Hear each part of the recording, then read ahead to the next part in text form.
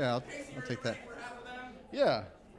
Ladies and gentlemen, Casey Childers with Friend in 3, 2, 1, begin. One of the better fat camps is zoo camp, mostly on account of it's called zoo camp and not fat camp. And despite being a camp for unathletic kids, there's a wider variety of body types. Also, it's a day camp, so it skips all that more campy aspects of camps and gets right down to the heart of the matter. Awkward kids socializing while learning stuff about animals, and, if everything goes the way it should, about themselves. You learn neat stuff you rattle off to your mother as the phone rings in the other room and you wait for the microwave burrito to cool. Did you know the walrus is terrible at cross-stitch on account of its flipper hands, you say? The phone clanging away in the background. Your mother is unimpressed with the plight of the walrus, with how few bless this mess patterns can be found hanging on the craggy outcrops of rocks along the coast of Labrador. The phone rings and the burrito cools, and she asks if you made any friends, like it's that easy to make friends in a world where walruses can't manage thread and needle, and you ask if she knows the natural enemy of an alligator.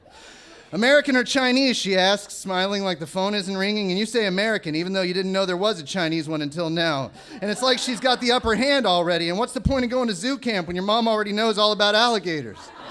No, she says, I don't know the American alligator's natural enemy, and you say the wallet-sized photograph. And maybe if she isn't listening anymore, her hand trailing the edge of the plate where a glass of wine would be if the phone wasn't ringing, the wallet-sized photograph put the alligator, the American alligator, on the endangered species list. River rats don't look the way people think they do. You don't say that, you think it though. While you're chewing your burrito, and you're trying to chew it fast enough so it doesn't get stiff from having been microwaved and all, and the phone rings, and she says, on account of wallets being made from alligators? And you clear your throat while you shake your head, and you say, no. No, they're apex predators. That means they eat and don't get eaten, and the only thing that can really eat at them is a memory.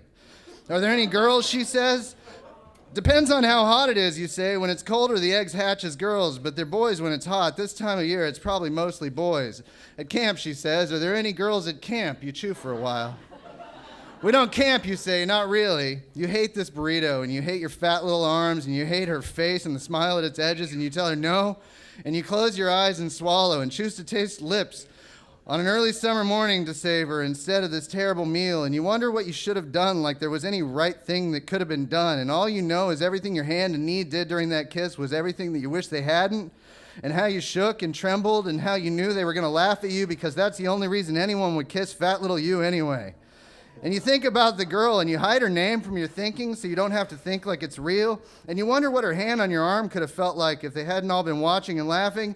And you want to say 100 stupid little things that add up to one thing that means what your chest feels like, but you take another bite instead. You need to talk to people, your mom says, to make friends. I know it's scary sometimes, and the phone rings again, and she gets that pretend the phone isn't ringing face. And before long, you're smoking anyhow. And all the shitty jobs of summer break, the best seems to be the movie theater. It's just like all the others, but you're not all hamburger greasy, and the customers are in good moods on account of they came to see a movie and all. And it's you and the other smokers, and it's your lunch break, and you're funny right now, right here, you're funny, and she's laughing, and you look her in the eye, and she looks you in yours, and there it is. You're saying all the things you say, all the things you've ever said. The walrus is terrible at cross-stitch. You've enhanced the coast of Labrador with geographical tidbits. You talk about how hard it is for a walrus to build a flat-packed entertainment center and connect the wires to a VCR on a jagged flow of ice. You tell them that the only natural enemy of the American alligator is the wallet-sized photograph.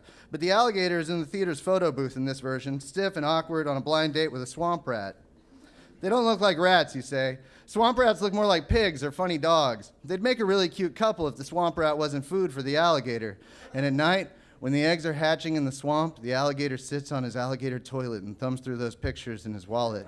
Quiet as can be so the lady alligator doesn't get wise. And maybe he doesn't feel like an apex predator for once. For once, maybe he just feels with a part of him that isn't his teeth. And she likes you, likes you, and you give her a ride home. You meet her mom, laid out on the sofa like a throw blanket, like a thing you put on the sofa with the intention of covering a stain, but in time, it becomes so linked with the stain that the two are no different in your head. Maybe she's not even there, the mother, but you are. Yeah, the girl says, he's a friend from work. He came to see my frogs. And she really has frogs. American clawed frogs, dendrobatids, White's tree frogs, and the star of the show, the ornate horned toad, or Pac-Man frog. Totally scared of ghosts, but able to eat its weight in crickets and pink mice and regret. You fumble at each other for what feels like hours, and you resent your ineptitude. You don't consider this word, ineptitude, as you cram your hands and fingers anywhere she'll allow, but it rolls through your head as you drive home, arm hanging from the car window. And for a minute, it doesn't matter that Aaron liked her first, and for a minute, even the notion of friendship seems disputable. The only difference between a friend and an enemy is an agreement between two parties. And for a minute, you wish you had all the skin in the world to take in every bit of this tingling sense of accomplishment. And you're a couple now, why not? And when her sister brings home the dog all car smashed and shit smelling from where its guts got smushed, you know you were never here for love. Only the sense of being loved and the electricity of hands on skin. You sit on the stained sofa watching the sister cradle the mess of gray fur and matted shit and blood, and she cries and tugs it closer to her, and you ineptly push whatever words toward her your mouth is able to muster. And your lack of empathy doesn't matter because it's barely a memory now, and there's no recollecting the exact words you muttered about dogs being apex predators and the nature of cars, because you're not there anymore, and you're not a couple now, and because that moment's blended in with countless others in the decades that have passed since. And singling out one moment when you said or felt the wrong thing seems tedious and pointless now. But you try to remember anyway, to sum up the sort of friend you were as you watched some strange little girl you hardly knew or cared about mourn the loss of her dearest friend. And the only thing that's clear is you're not good at this people thing. And maybe your mom had it wrong in the first place, and making friends is about listening, not talking. And you're in the master bathroom of your mid-century split level, sitting on the toilet with your pants up, quiet as quiet can be, so not to disturb your little sleeping family, and you're flipping through the photos in your phone, staring down at the faces in an attempt to remember any moment that doesn't start or end with I or me or you. The natural enemy of the American alligator, Animalia chordata reptilia, Crocodilia alligatoridae, alligator mississippiensis, is the wallet-sized photograph, and you can't imagine there's ever been a single alligator who ever needed more than one claw to count his friends on. But hey, at least you're not a walrus. Thanks. Ladies and gentlemen, my friend Casey Childers.